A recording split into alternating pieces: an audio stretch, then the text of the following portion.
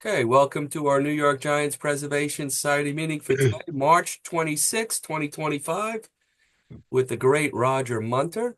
Roger will be discussing the Giants farm system. Tomorrow, of course, is opening day, so let the headaches begin, or lack thereof, and the loss of sleep for us people in New York. Next week, we have Tom Van Heining, who will be speaking about Alex Pompez. Um, And we're going to get started today. Roger has a game to go to, so it's not going to be a rush job with like last week. We have a little more time. So you can ask as many questions as you want, and I'll be the one to decipher with Roger when he has to go in case we still are asking the questions. So Roger spoke to us last year, almost a year ago to the date, and he was so great describing the Giants' minor league system. I think he knows the insides and outs probably better than anybody. And if you are smart, you'll subscribe to his emails. He just did his top 50 list for the Giants over the last few weeks. Very, very interesting. So, Roger, welcome back. Let's give it up for Roger Munter. Thank you, Gary. And Roger, you all. want to first talk about how long you've been doing this, why you're doing it, and we'll go from there, and then we'll ask you some questions, and you can do whatever you need to do. Sure. I have had a fascination with minor league play going back really to the earliest days of my baseball time. I think where I grew up in Central California, and the daily paper in my household was the Fresno Bee. Back in the 70s, the Giants Cal League affiliate was in Fresno, the Fresno Giants. And I distinctly remember probably 74 when the Giants were not very good. They had a team in Fresno that just destroyed that league. Had by far the best record, won the title, and there was like an 18-year-old Jack Clark was on that team, just having a tremendous year. And I remember I'd read the Giants, big Giants article, which was pretty dismal on a daily basis, and then below it there'd be a little thing about how great Fresno had done. So I naturally started kind of getting interested in that. I was an early subscriber in Baseball America when I was in high school. 20, 25 years ago, the Giants had a team in Hagerstown, Maryland, which was not far from me, as I was living at that point in suburban Maryland. So I'd go to see all their games. I remember seeing Matt Cain when he was there, Travis Ishikawa, Nate Shearholtz, lots of guys, Francisco Liriano. And that got me fully back into sort of minor league work. I used to write the daily minor league posts on McCovey Chronicles, which of course Grant Brisbee of the Athletic started that site, and he kind of got me into this. And once I retired from my day job, I just decided I want to do this full time. So for the last 5 years now, I've run my site. There are Giants. I get out to as many of the minor league games as I can. I go down to Richmond for most of their homestands, which is drive down I-95 for me. I will fly out to Eugene and San Jose. This year, I have it in my mind that I'm gonna fly down to the Dominican Republic to go to the academy down there and see that action, which has long been on my to-do list. Every year, I do what I'm doing right now, which is come out to Scottsdale and just hang out at the minor league park and get as much video and boots on the ground looks at these guys as I can. Um, Gary mentioned I did my top 50 recently. The last week or so, I've been, producing sort of camp notes, which is a lot of video from the minor league camp, which is always a fun time of year for me. And, talk to as many players as I can. If you listen to my podcast, you'll see that a lot of people on the Giants roster have sort of come through my site. The big news yesterday, of course, was Christian Koss made the team, which I was very excited to see. Christian's a kid who I got to talk with last year when he was in Richmond.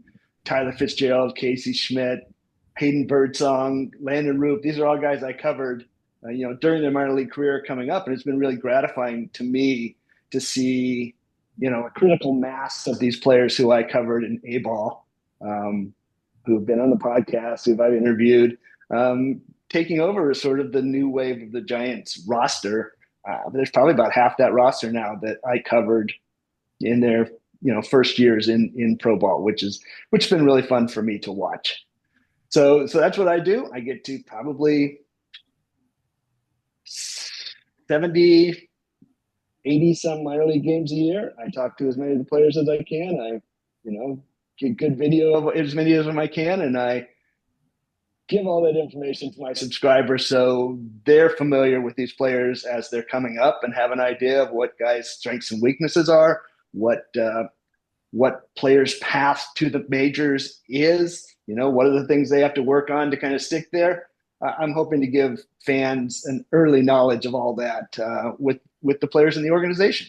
And I think we all really like the guys who come up from the beginning with the organization and stick and give the major league squad that character of we've been Giants all our careers and this is what we know and this organization is special to us, rather than the guys who come in and out for a year. So it's been really fun for me. It's really gratifying. I have a lot of connections with scouts and people who work for other teams now who I can text to kind of ask about players. I've made a lot of inroads around the industry that I can bounce ideas off of.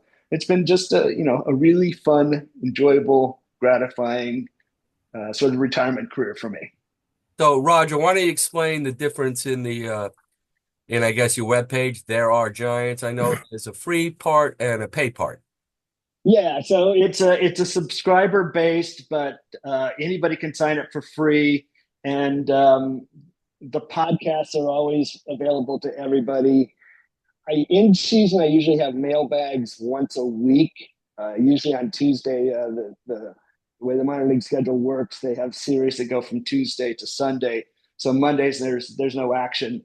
As a result, Tuesday I'll usually do a mailbag. My readers send in questions. That's always free for everybody. Occasionally I'll drop the free article here or there, but the people who are the paid subscribers, they get my daily posts during the year. I have a post Monday through Friday, kind of summing up the day's action. So there's a lot more content for the paid subscribers, of course. And There Are Giants. It's therearegiants.com, correct? For anybody out It there. is there. Let me just see. It's theirgiants.com. That's actually a redirect. It's you can also get to it through my name, which is rogermunter.substack.com. But yes, there are Giants.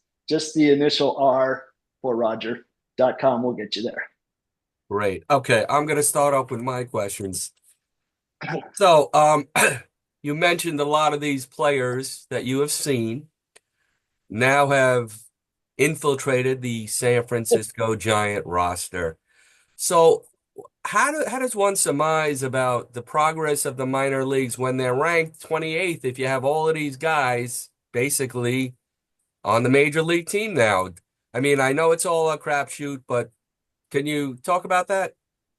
That is a great question. I was having a long conversation just yesterday with a scout I know who had been to the MLB has done this thing, which is really fun. This spring breakout games where they'll pair two teams up in spring training and have them play a game with their top rosters. And so it was really interesting to go to that game first before this is the person who covers the Giants organization for their team. So it was really interesting going to that game because you look at the Texas side of the thing, and everybody was really big and athletic and twitchy, which is a baseball word, right? Twitchy skills. And the Giants guys weren't that. They tend to be kind of smaller, less loud tools in scouting vernacular. Not huge athletes. They get a lot of corner bats. Corner bats are valuable in major leagues, but they're not the coin of the realm.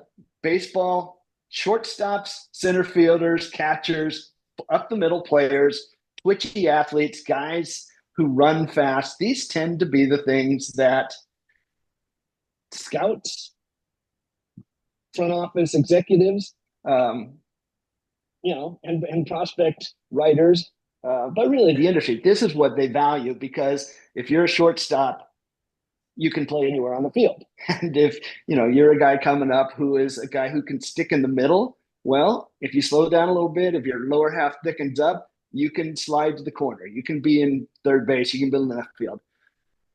I think the Giants have also traditionally drafted pretty old. They heavily draft college players. Um, Most teams, all teams have their own projection systems now, their own models where they put inputs of what they value in. Age to level is an important part of those models. The younger guys get to higher levels, the more they tend to be valued around the industry. The absolute practitioner of all this is AJ Preller in San Diego. They always draft a high school player with their first round pick. I think the last time they didn't do that was something like 2016. They usually draft high school guys with their second pick. In the international market, the Giants have long had to kind of spread the money around evenly and hope that, quantity of players, we can develop some of these guys. Padres don't do that. They say, this guy is the best guy in the market. We're going to give him $5 million. They do this every year. They shove people up their system fast. They get 18-year-olds into AA. All these things, I have a friend who writes for Fangraphs who calls it model jobbing. You do all these things where you get young, toolsy guys, you push them up fast. That tends to get the attention of other organizations when you're talking about prospect ranking or, trades. This is really trade stuff. And San Diego trades most of their prospects, not Jackson Merrill, which they were very smart about, but they frequently trade guys. So they do things that work really well in prospect evaluation, and then they move guys at their highest value for major leaguers. That's what San Diego does. They do it really, really well. Giants don't tend to do any of those things. They draft older guys, they draft corner guys, they draft kind of ball players rather than athletes. And all of these things, I think, kind of accumulate to an industry looking at them going, I don't see a lot of guys there. But you can still take some of these guys and develop them into, good, solid baseball players. And they've been doing pretty well at that. Not great, obviously. Marco Luciano has not been a success story so far. Louis Matos is having trouble. Casey Schmidt. They haven't got any guys to really, really stick yet. But they do develop guys who have some value. So I think some of it is philosophical, and we'll see if that changes going forward. I know, Farhan Zaidi valued things that were not necessarily great prospect things. He valued swing decisions. He valued, on base percentage and walks and controlling the strike zone, as opposed to raw tools, athleticism. These are the things that really drive prospect rankings. That doesn't mean you're not going to have success developing ball players. The old St. Louis Cardinals devil magic was built on that same thing. Take old college performers, let them perform, move them up a level of time, and you get a good major leaguer at the end without ever having had a really highly ranked system. Now, I'm not going to sit here and say that the Giants are slept on or undervalued or any of those things. There are reasons why other teams look at them and say, that's maybe not the guy if I'm looking to trade somebody. But there are good players here, and there are guys who are probably going to have good outcomes at the end of the day. Wonderful. My last question is, why don't we take the last 2 years of your top 50? Who has gone up in your eyes, and who has gone down? Who has gone up and who has gone down? One of my favorite guys I've covered the last couple of years was Hayden Birdsong, who was so little known that when they drafted him, I have friends who are as far into the weeds on college guys as you could get. And they're saying, this guy from Maine in the 15th round, I saw him here and he's this and blah, blah, blah, blah, blah. And literally Birdsong got drafted. And my friend said, I don't know who he is. So, I mean, this was a real great job of scouting. Tom Schaefer, who's the area scout in the Midwest, saw him in a summer league, really. Didn't start in college. Most of his college career was, he lost a year from COVID. He was a football player in high school. So he just didn't he just wasn't seen very much. He was a reliever in college. He went to I think Eastern Illinois, the same school as Kyle Haynes, the farm director. Just hardly seen. But as soon as he got into camp, I started hearing people in the Giants organization saying, "Oh, there's something here." And I remember talking to him the next spring, and he was just soaking up knowledge. He had never, had the equipment or the data or the pitch lab stuff. He'd never encountered any of this in his life, and he just wanted to soak up as much information as he can and has become a tireless worker. Great kid.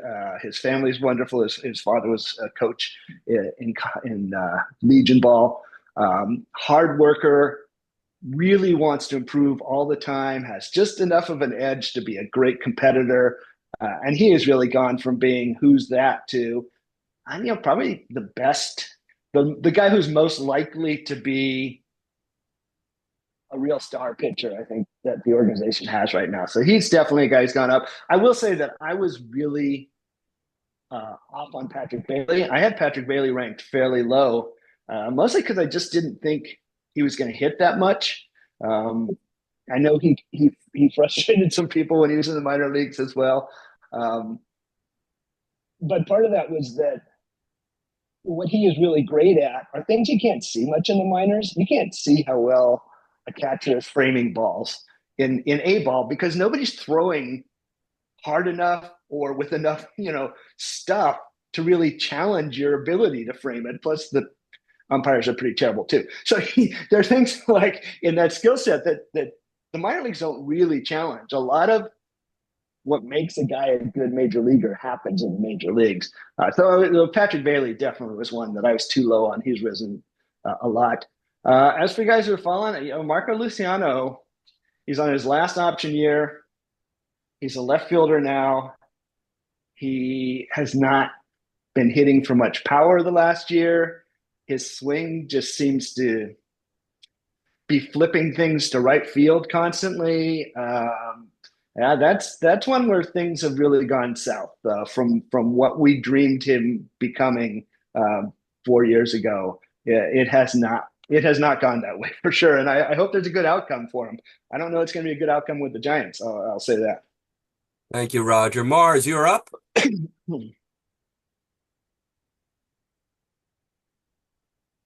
Thank you, Roger, for joining us. I agree with a lot of things you're saying.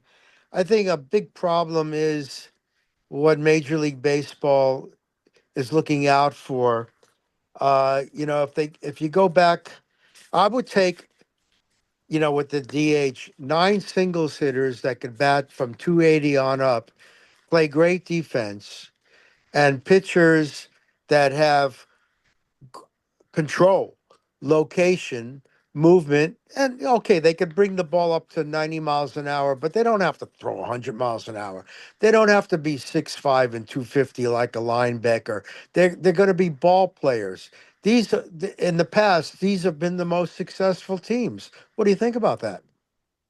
The Athletic had a really pretty brilliant series last summer. It was several articles, and I forget what it was called, but it was something about baseball's obsession with missing bats.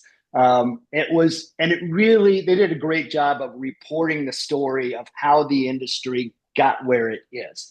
And it really has to do with mining data. I think it was the Tampa Bay Rays who, their analytics crew, crunched the numbers, and they really came out with the difference between no contact and contact is much, much bigger when it comes to getting outs than the difference between poor contact and loud contact.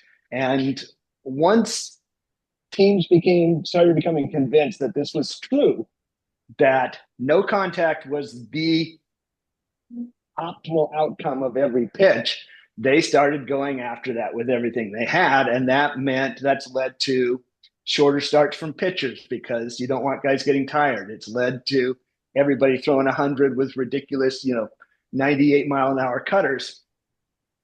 If you look at the change in strikeout rates, for the history of baseball, between about 2009 and 2022 or so, that just went crazy. It goes straight up. Strikeouts got to the point where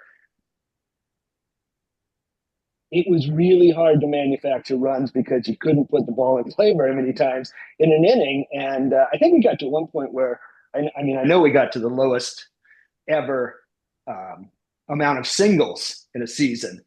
We got to the lowest amount of hits in a season. The old style just didn't work very well because making contact with what pitchers are throwing these days was too hard. And of course, the response to that from hitters has been to try and hit home runs because that's how you can create offense. Look for mistakes up in the zone and launch them. MLB has obviously been trying to find ways to rein all that in, but it is hard because the incentive system is to win every game, and teams are convinced that missing bats is the best way to do that. And, you know, all these other things that I think most of us don't like about the modern game aesthetically really result from that pure observation. But I do know a lot of people in baseball who think that no, contact hitters are going to start making a comeback, that you are going to see more of that, you know, not a total comeback. You know, the days of having a shortstop like Mario Mendoza are over. If you can't hit 15 home runs, no matter what position you play, it's hard to be a big leaguer these days. And I don't know that that's going to end, but I do think teams are looking for, I mean, the Giants, we know this year they had a daily thing going on in spring of an award for the guy who threw the most strikes. There are teams who really want guys who command the zone. There are teams that are looking for more contact. I do think the game's going to swing back that way.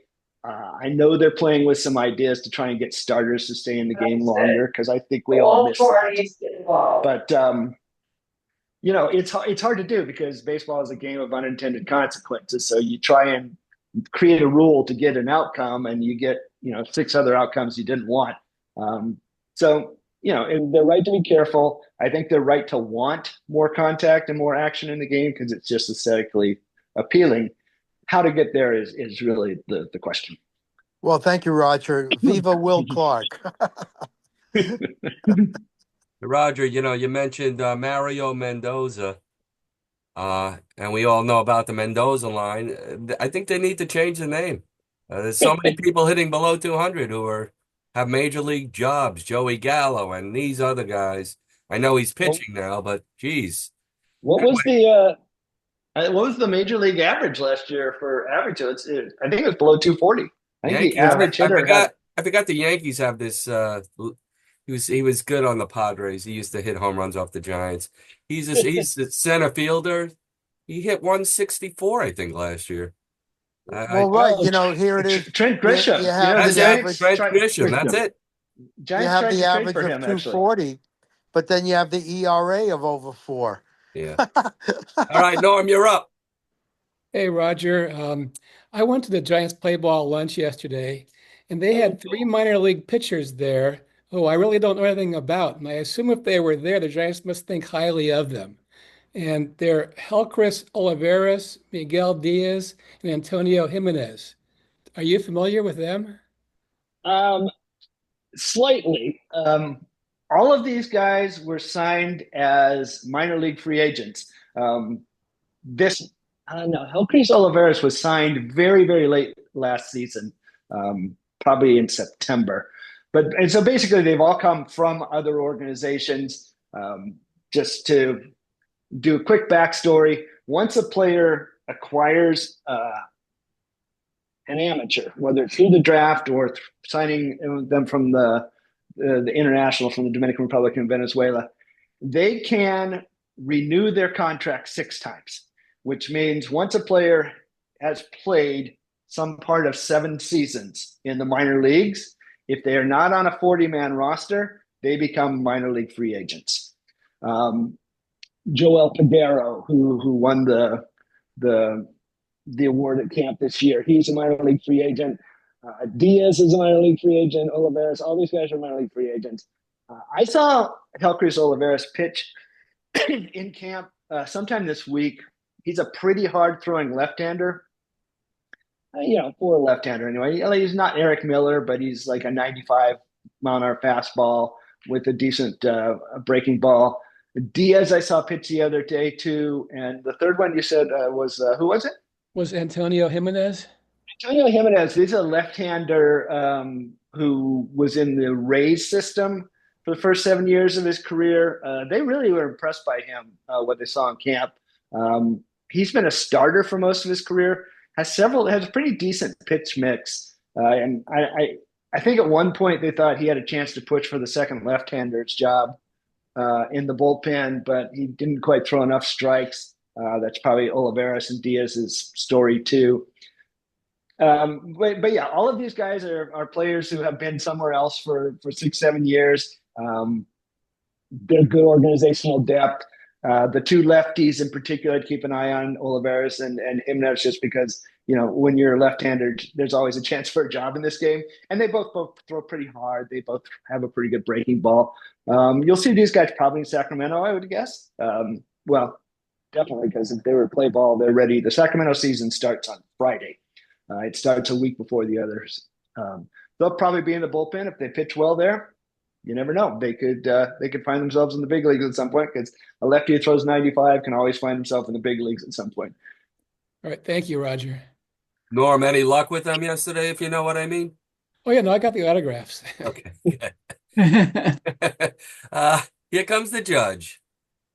Roger, good night, good afternoon. I really enjoy your stuff on X, and I follow you on Blue Sky, and it's I look forward to your writing. Thank you. Two quick questions. Elliot Ramos, when you were just talking about Luciano kind of hitting a wall, I had the same feeling about Ramos 2 years ago, and then he turned it on last year. What about his development? What do you think helped him along or made him turn the corner? Because I think he's a terrific player now, and I think he's going to have a big year. But he looked like he hit the wall, and if they had released him 2 years ago, I wouldn't have batted an eye. One thing about Ramos, and this is true of Tyler Fitzgerald too. For years, I've heard people rave about Damon Miner's work when he was hitting coach for Sacramento. He was very, very highly respected. And I think, the success we've seen from Ramos is one reason why Damon Miner is a major league hitting coach now, because, well, let's face it, the previous front office and the previous manager did not have a very high opinion of Elliot Ramos. And they, I think, communicated that in a lot of different ways.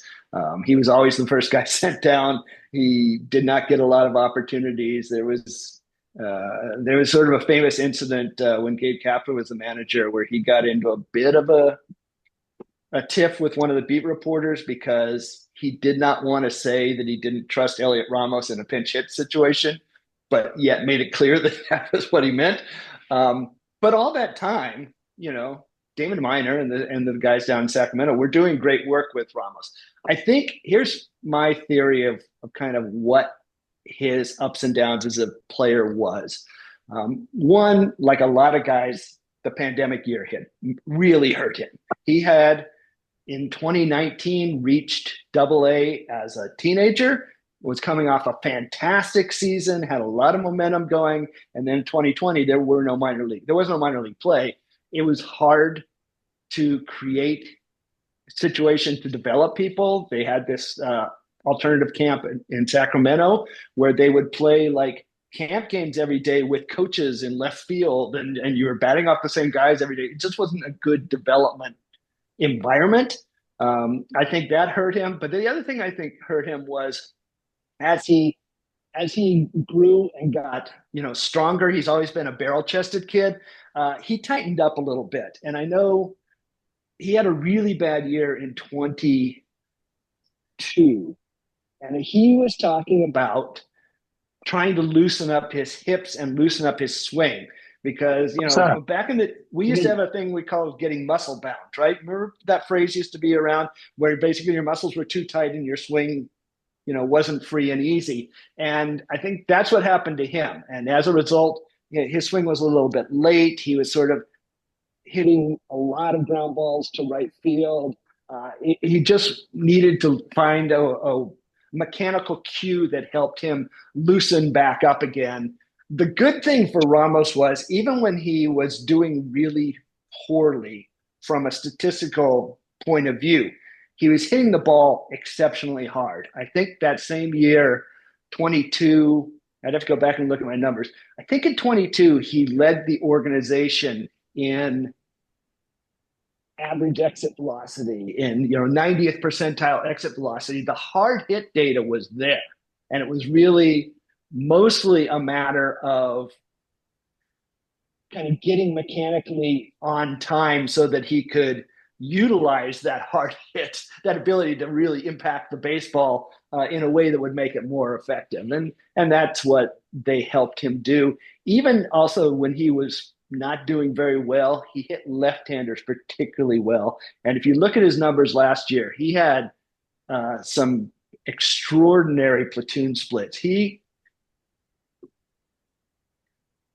Maybe Aaron Judge hit left-handers better, but I think Elliot Ramos was the first or second, best hitter in the majors last year against left-handers. Right-handers, he has a little more of a struggle with. But I think that was it, and it's mostly, figuring out what works for your body. That's what everybody's challenge is. And all credit to Miner and Dave Brundage and guys in Sacramento that stuck with him and helped him get through that, so that when the opportunity came, he was really ready. Okay, and really quickly, if I can, Tyler Fitzgerald, can he play second base? Oh yeah, he can play second base. Fitzgerald was not. He was a shortstop coming out of college. His arm was a little short for the left side of the field in the major leagues, because major league, people hit it really hard and the game is really fast over there, and you need a great arm is an average arm for a major league shortstop. I think that was really the biggest thing. His range, could have been a little better over there, but he should be fine at second base. Yeah, I've seen him play a lot of second base in my life. I am, by the way, one of the biggest Tyler Fitzgerald fans you'll ever meet. He is absolutely dedicated to getting the most out of himself. I've seen him at his worst. He had a brutally bad half season in Richmond a few years ago, but he never gave up working. He kept at it, and I'm really thrilled to see the success he has. It's going to be up and down. He's going to be a player who has hot spells and cold spells. I think we should understand that going in. He's going to have swing and miss, but he's also a pretty good defender. He's a great base runner. He's got pop. I'm really excited to see what he does this year. Yeah, I love his athleticism, so I hope he's the answer at second. Thanks. Thanks, Judge. Willie, you're up. Yes, thank you. Roger, thank you for being here and sharing your expertise with us. I wanted to ask you, have you heard anything from the minor leaguers about the MLB's automated ball and strike system? Because I understand it's been in the minor leagues since 2021. Yeah, they've experimented with that for several years, and the experiments, I really should say I like the way MLB does this. The experiments have purpose. They take the data, they think about it, they make changes. The ABS system has been going on in AAA for most of the last 3 years, but it hasn't all been consistent. They tried it one way in one league and one way in another league. Excuse me. One of the major complications of this system is it's not like tennis where you have a two-dimensional line you're looking at. The Major League Strike Zone is a three-dimensional object with another object moving through space defined against a third object that is also three-dimensional that is also moving, because batters are more squat or stand up higher. And trying to get the technical part of that down has been really challenging. The way the computer actually looks at a pitch, it doesn't look at it three-dimensionally because cameras can't do that. So it picks a spot in the strike zone at which to make its decision, and figuring out where to put that spot has been a large part of the trials. At one point they started at the beginning, but that was getting balls that, if you watch the game, are being caught literally in the dirt, called for strikes, and nobody liked that, so they moved it. Now they're back in the midway point, and that's done pretty well. They tried a couple of years ago to do it dynamically with the Hawkeye actually looking at a player so it could see where his physical strike zone was in its swing. That didn't produce great results, so now they're doing it basically off a mathematical equation from their height and their where their knees are, their height to their knees and their height to the letters, and kind of like just extrapolating from their size what a strike zone should be. So they've done a lot of things with it. The other major thing is for a couple of years in AAA, what they did was on Tuesday, Wednesdays, and Thursdays, they would have games where the ABS system called every single pitch. And then on Friday, Saturday, Sunday, they would use the challenge system that we saw some in spring training this year. I have never talked to anybody who liked the full ABS system, including hitters who really benefited from it because walk rates went skyrocketed when they did that because it pinched the strike zone quite a bit.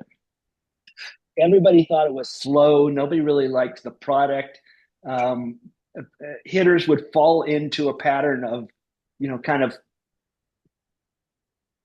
taking the first several pitches to get into hitters counts. So it just was not popular with players, full fans, staff, anybody. I'm pretty sure the challenge system is going to come to major leagues next year. And that has been much more popular. It doesn't seem to impose itself on the game in quite the same way. It's fast. I've literally been at games where there was a challenge put up on a scoreboard and somebody sitting next to me didn't even notice that it happened. It goes quick. You can fix the most egregious calls. I would imagine players are going to wait for high leverage situations before they ask for challenges and not just use them all up in the first inning. But basically, yeah, bottom line, challenge system good, full ABS bad, and that's pretty much across the spectrum: pitchers, hitters, coaches, fans. Yeah, thank you very much. I'd rather that they never use it in the major leagues because I think it's just better to use the umpires. It gets very complicated. I'll say if any of you are basketball fans like I am, watching the NCAA tournament these days is painful because they review everything. They're just this nonstop parade of reviews where you're just sitting there waiting, and it completely destroys the flow and the rhythm of the game. And I think that's something that all sports suffer from in this age of technology. Yeah, they take too long these days, for sure. Thank you, Willie. Richard, you're up. Hi, Roger. Whatever happened to Will Bednar? He was lights out with Mississippi State. What was in 2021, and he just never seemed to get on track. Yeah, Will has unfortunately been hurt most of his career. He lost pretty close to 2 full seasons with back issues. Really, he was in Richmond last year, and I talked with him about it. And he was just happy to be on the field at that point, which he hadn't been for about 2 years. He's lost some stuff in that time. He had real command issues last year in Richmond. We'll see what happens to him this year, where, in theory, he's had an actual off season to train and get ready. I saw him in camp the other day and said hello to him. But it's injuries. health often tells the story of these things. Thanks. Thanks, Rich. John Barber. Hi, Roger. Thank you for joining us. I appreciate your insight. I got 2 players I would like you to assess for me. First, Kyle Harrison. What's going on with him? And secondly, I like the way Bishop was swinging the bat in spring training. What do you think of him? Those are my 2 players. Yeah, I'll start with Bishop because he's pretty much the same story as Will Bednar. He really has just had an unbelievable series of poor health situations where he also lost. Well, first he lost, the 2020 season, like everybody did, and that continues to be a story in people's careers. Then he had I think turf toe into the season. He had elbow surgery. He had shoulder surgery. He had COVID during the COVID summer. You name it, and poor Hunter has had it. Last year, was the first healthy season of his career. And this is a guy who was drafted in 2019. So it took him 5 years, 6 years to finally get a healthy season on the field. And he got caught up in that sort of wave of injuries that was really crushed the organization back in May. That caused him to get pushed up to AAA, which was pretty aggressive for a guy who had basically never had an at bat above high A in his career and hadn't taken an at bat in a year. And he suffered for it. He had a pretty rough summer. But I think the Giants' feeling was he just needs to get at bats, and it kind of doesn't matter where they come. So they were happy with him, spending the summer in Sacramento. He's going to turn 27 this summer, which is, I know when teams do their aging models, 27 is considered post-peak. This might surprise you to know, but physical peak is considered to be 26, 27, and after that you go down. And he's missed a lot of reps, so he's still an extremely athletic guy. He's still a very hardworking guy. I'm glad that he had, got 600 at bats under his belt last year. He just needs to see pitching. And he's in a situation where, unfortunately, he's kind of fighting against time a little bit because he's lost so much of it. And this is a young man's game, as we know. So I hope, the day comes when he gets a call up, because he is a really tremendous young man who's fought his way through a lot of trouble. So he will be part of the outfield mix this year in Sacramento. And if he hits, I mean, that's one thing we know. Mike Yastrzemski, Gerard Encarnacion. If you get to the upper minors and you perform, you will get an opportunity. So we'll see how that goes. For Kyle, I think health has been a big part of his story the last year. Because they were so short of arms, they really did push him through the second half last year when he was having shoulder troubles. And in retrospect, that maybe wasn't a great thing to do, because we saw that, it really tanked his velocity. I think some of that maybe has to do with the way they were developing pitchers the last few years too. They really limited innings. They didn't let people go too long. And, you are kind of what you trained to be. So I remember when he was in Richmond, he came back from the Futures game, and suddenly in like July, August of that year, they had a stretch where they were only using him for 3 innings. Well, when you're pitching for 3 innings, you can kind of air things out, and you'd see him hitting 96, 97 at that point. But then suddenly he gets to the majors and they're having him throw 100 pitches, and the velo starts dropping down to 90, 91. That's a very different story for him. And particularly because he still has not found a really great secondary pitch. That's something that they've been working with him a lot. I remember when I saw him in San Jose back when he was 18 years old. Even then, he said he was kind of searching for his arm slot, because when his arm drops too low, his slider flattens out.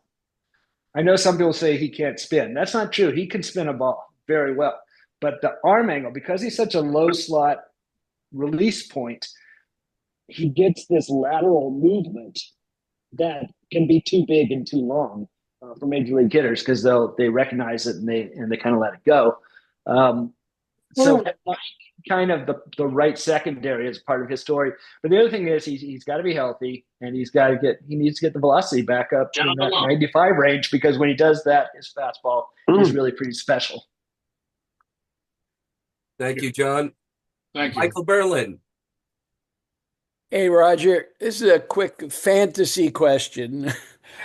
I took everyone's advice and I drafted Birdsong. And first of all, I thought he was going to start, but we'll see what happens. But I had my secret pick, Encarnacion, only to then find out he ain't playing. So the question is, do I hang on or Wade, Flores, or Schmidt? I can pick any one of them to replace him. Would you replace him? Well, I would assume it depends on how your IL stints work in that league, but I would certainly put him on the IL because that's where he's going to be for the on next my 6 months. he's on my reserve already. I can keep him there, but the question is, do I wait? Uh, you know, I have no idea really what to expect out of Encarnacion. He hits the ball extremely hard, which is a great thing, but he's also, a 28-year-old who basically has never hit in the majors. So you hope we're going to see like a 2021 Darren Ruff, but he still has to go out and show it. I'd kind of hang on to him if I could because I think there is something there. And, late career breakouts are pretty normal these days with all the kind of high-tech training tools there are. You can find a guy and refine, polish the rough spots up and the big tools can come out. I think he's worth hanging on to. He's worth a flyer. It may not come to anything, but he's worth a flyer. That's what the team thinks too. Does Wade offer anything leading off? I mean, on base percentage, I think that I got enough 230 hitters. He really drives on base percentage. He doesn't have your prototypical power, but he's going to walk a ton. The problem with the issue with Wade is always health. He's another guy that, I think you have to figure that the legs are going to need a break at some point in the year. But it's an on base driven profile, which is valuable, probably more valuable for the team than it is for your fantasy team. Gotcha. Thank you, Michael. Great, Does anybody thank you. have a question who hasn't asked one that doesn't know how to raise their hand? Otherwise, I'm going to wrap it up. All right, Roger, I got two quick ones. Sure. You mentioned how hard Ramos hits the ball. I'm no scout, and I'm really hoping that Matos has a good season. But when I see him hit, there are a lot of soft outs. Am I seeing something, or am I wrong, or? No, that has long been an issue with Matos. It's sort of the curse of having a great hit tool.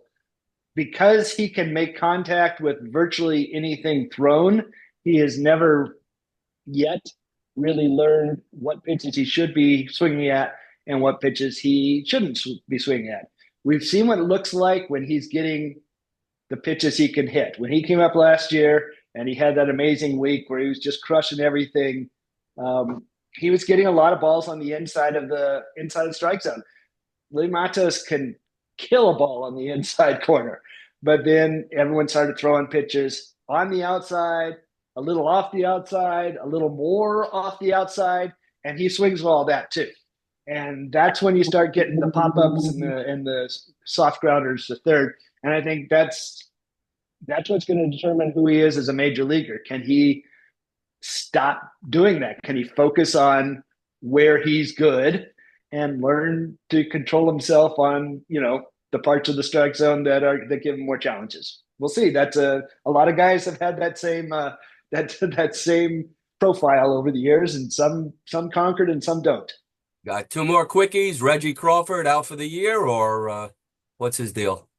Most likely out for the year. He had labrum surgery on his shoulder last September, I believe, August maybe.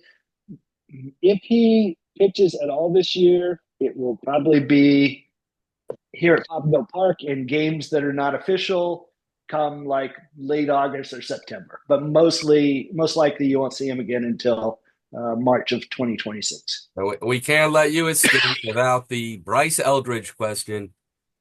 How are we looking forward to him this year? Where do you think he's playing? And is he going to be called up at some point? Or are you looking more? Last year you said you thought 2026. Are you still thinking that?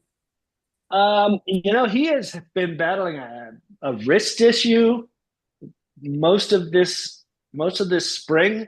I saw him Saturday, and it was the first game he had been in more than 2 weeks. He took 2 at-bats and then left, and the next day he was in the lineup but didn't play, so he scratched then.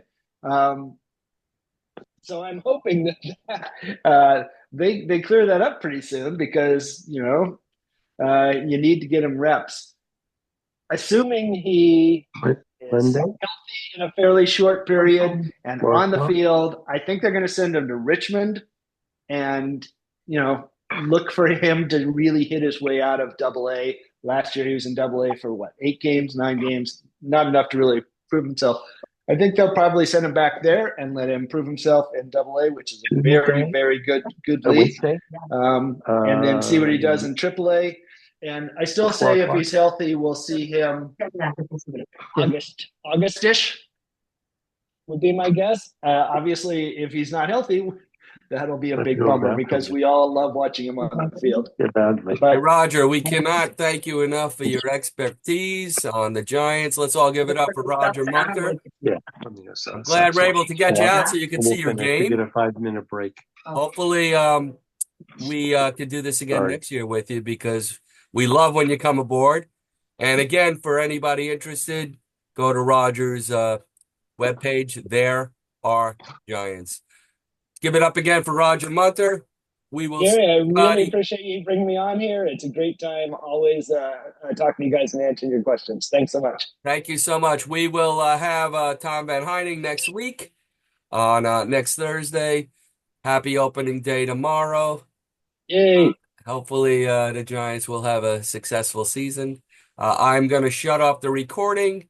And if anybody wants to talk some Giant baseball, we can do that. So until next week, have a great night, everybody. Thanks, everyone. You as well. Thank you, Roger.